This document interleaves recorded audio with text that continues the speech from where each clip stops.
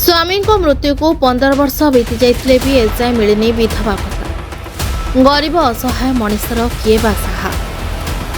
राजधानी उपकंठ कोरांग प्रधान पंचायत अंतर्गत कुरुंटी grammar 12 number ward में देखा मिली एपरी अभावन दृश्य। दर्शक बंधु यह कोहभरा दृश्य देखिले आपण आखिर आसीज लुह। आपण भी धाईजे से बुढ़ी माँ पाखक। प्रशासन आखिरे 77 वर्षिया प्रेमा सिंह बहुत दूर में अच्छा। गरीब असहाय मनिषर किए बा साहा। हाँ आज्ञा आमे कहूँ राजधानी उपकंठ कोरांग प्रधान पंचायत अंतर्गत कुरुंटी ग्रामर 12 नंबर वार्ड में रोकवा प्रेमा सिंह कथा।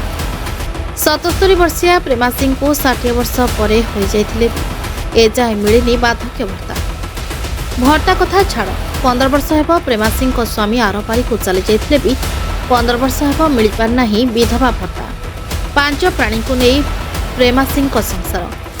प्रेमा सिंह स्वामी बलराम सिंह आउ ए दुनिया रे नहांती। बलराम सिंह प्रेमा सिंह को संसार बोझरे छाड़ी दीर्घ 15 वर्ष हेब आरपारी को चली जाइछंती।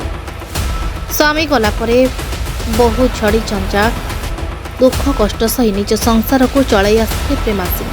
हेले हठात सुखर संसार दैव हो आसला दुखर पहाड़ जहाँकि प्रेमा सिंह को संपूर्ण भांगी देछि।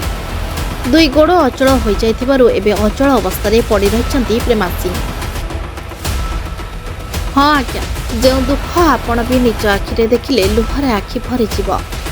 प्रेमांकर 2टी पुओ थिले भी से होचंती मूल मजुरिया।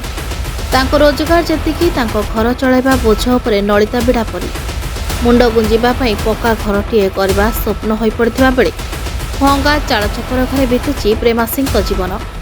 प्रेमा सिंह खाली अपेक्षा केबे तांको सरकार सहायता मिलिबो और केबे मुंड गुंजिबा पई आवास घरटीए मिलिबो। आपन परिचय देबे। उमा बेहरा। अच्छा आपन अभियोग कोन रहिछि? अभियोग ए मो सासुर भातिया टंका हे पारुनी आ बाकी रहला मोर राशन चावल मिलुनी। मु ऑनलाइन की गली कली खाता तथापि हेलानी कहले भोट परिचय पत्र नाही। मु चाउल पाई के वंचित हो 8 वर्षर बो हेलानी मते चाउल मुंडे मिलुने। मु घर द्वार चाहिले भी करि पानी। गोटे मजूरी मो स्वामी आनी बुढ़ी मुठाई खाइया को देबी।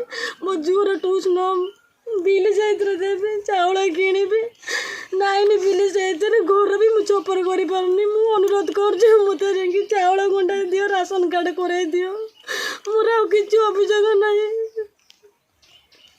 8 वर्ष हेलो मिया कतरा समुद्र बाबू मानु कहियो जे किंतु मो दुख केही सुनु नांदी। आपण कांदन कोंतु धीरे धीरे कोंतु के सरकारी बाबू आस्थिले तदंत करबो नदी तदंत करिया पाए जे आप आम गणमाध्यम सर गणमाध्यम पद्धति कौन कहीकि सरकार साहाय्य पाइबे से विषय कौन मु अनुरोध करछु मोर राशन कार्ड गोटे करे दियंतु। मो सासुर बातिया करे दियंतु। मोर किछि कोयार नाही। देखु जंतु त हम घर द्वार सब की अवस्था है जे मो अधिया कोन कहबी। अब मु पाठ भी पढ़ी नाही। मु आ किछि कोइ परम चाहू नाही। ठीक है सर। ठीक है धन्यवाद। माउसी आपन परिचय दियंतु। आपन ना कोन? प्रेमा सिंह। आपन बयस केते हबो? 80 वर्ष पाखापुखी। अच्छा आपनकर असुविधा किछि होउची? मोर असुविधा बोल करते के हला कथा। आपन असुविधा कोन? मोर भातिया दउ नांती देई नाही। हाँ हाँ कहउछन किछु देले नहीं। चावल मुठे नहीं। याडे पो मने कमउछंती जे 2 दिन 3 दिन काम होउची काम होउ नहीं। कोन खाइबे? आपनकर स्वामी बंचिसंती? मोर स्वामी चली गला 15 वर्ष हल।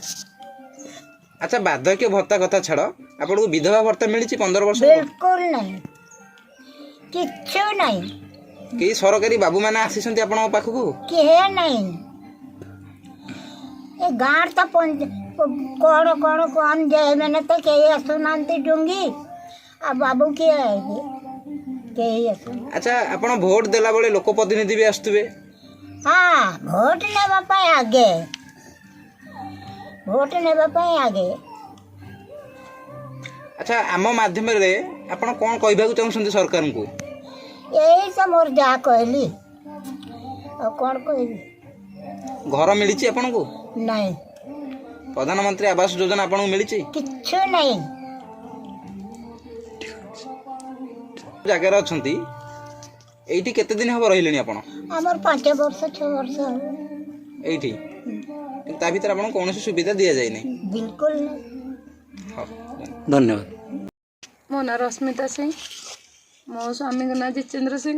ମୋର ସରକାରଙ୍କ ପାଖରେ ଏତିକି ଅନୁରୋଧ ଆଜ୍ଞା, ଆମେ ହେଉଛୁ ଭୂମିହୀନ, ଆମକୁ ଭୂମି ଖଣ୍ଡେ ଦିଅନ୍ତୁ, ଥଇଥାନ ପାଇଁ ବାସ ଖଣ୍ଡେ ଦିଅନ୍ତୁ, ମୋ ଶାଶୁଙ୍କର ଭାତିଆ କରେଇ ଦିଅନ୍ତୁ, ଆଉ ଆମର ରାସନ କାର୍ଡ଼ ଟିକେ କରେଇ ଦିଅନ୍ତୁ। ଏତିକି ସରକାରଙ୍କ ପାଖରେ ଅନୁରୋଧ, ଆଉ କିଛି କହିବାକୁ ଆମେ ଚାହୁଁନୁ। ଆଚ୍ଛା ଆପଣଙ୍କର ଏଇ ଯୋଉ ଜରାଜୀର୍ଣ୍ଣ ଅବସ୍ଥା ରହିଛି କେତେ ବର୍ଷ ହେଲାଣି ଆପଣ ଏମିତି ଜୀବନ ବହୁତ ବିତୁଛି? ବର୍ଷ ହେଲାଣି, ମୋ ବାହାଘର 5 ବର୍ଷ ହେଲାଣି। 5 ବର୍ଷ ପୂର୍ବରୁ ଶୁଣି ଆସୁଛି, 5 ବର୍ଷ ପରେ ମୁଁ ବୋହୂ ହେଇକି ଆସିଲା ପରେ ବି ଏଇସବୁ ପରିସ୍ଥିତିର ସମ୍ମୁଖୀନ ହେଉଛି। ଆଚ୍ଛା ଏଇ ପ୍ରତି ସରକାରଙ୍କ ଲୋକଲୋଚନକୁ ଆସିଛି ଏସବୁ ଆପଣ ଯୋଉ ଜରାଜୀର୍ଣ୍ଣ ଅବସ୍ଥାରେ ପଡ଼ି ରହିଛନ୍ତି, ଏହା କି ସରକାରୀ ବାବୁ ଆସି ତଦନ୍ତ କରିଛନ୍ତି? କେବେ ବି କୌଣସି ବାବୁ ଆସି ତଦନ୍ତ କରିନାହାନ୍ତି। ଭୋଟ ସମୟରେ ଖାଲି ଆସନ୍ତି ସବୁ ବାବୁମାନେ, କୁହନ୍ତି ଯେ ଆମେ କରିଦେବୁ, କିନ୍ତୁ କେହି କିଛି କରନ୍ତି ନାହିଁ।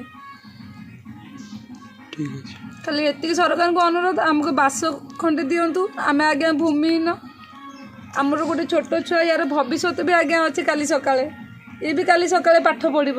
ଆଜିକାଲି ସରକାରଙ୍କର ବହୁତ ନିୟମ ବାହାରିଲାଣି, ଆମର ତ ଭୂମି ନାହିଁ, ଆମେ ଛୁଆର ଭବିଷ୍ୟତ ଗଢ଼ିବୁ କେମିତି?